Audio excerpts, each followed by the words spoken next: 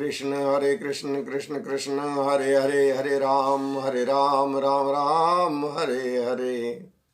गुरुर्ब्रह्मा गुरुर्विष्णु गुरुर्देवो महेश्वरः, गुरुर्साक्षात् परब्रह्म तस्मै श्री गुरुवे नमः।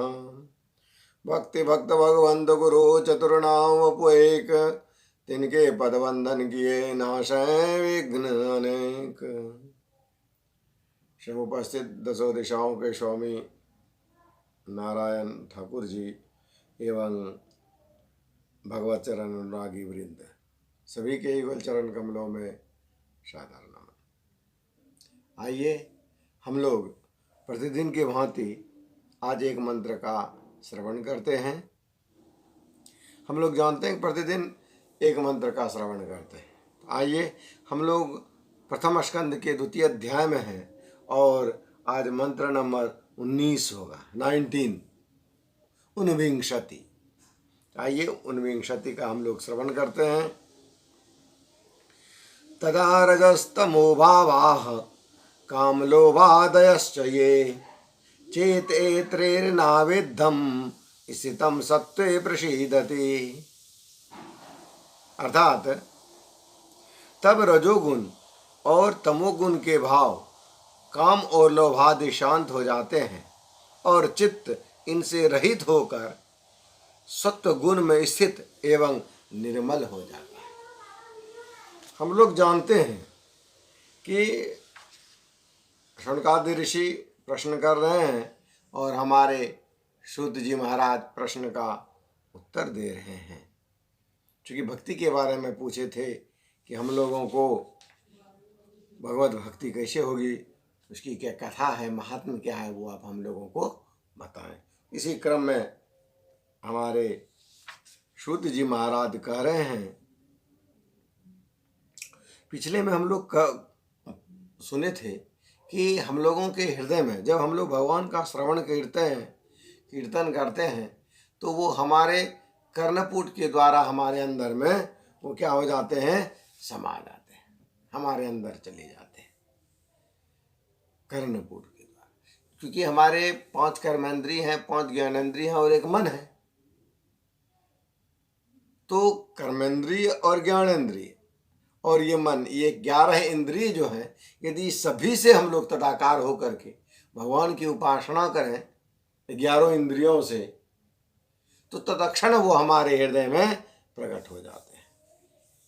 इसलिए सूत जी महाराज कहते हैं कि रजोगुण के जो स्वभाव है, रजोगुण और तमोगुण के जो भाव हैं, काम और क्रोध, वो क्या होते हैं, शीघ्र ही शांत हो जाते हैं। तदा रजस तमो भावा, रजः तमः, रजस तमः, रजः जोड़ तमः, रजस तमः विसर्ग संधि हो जाता है।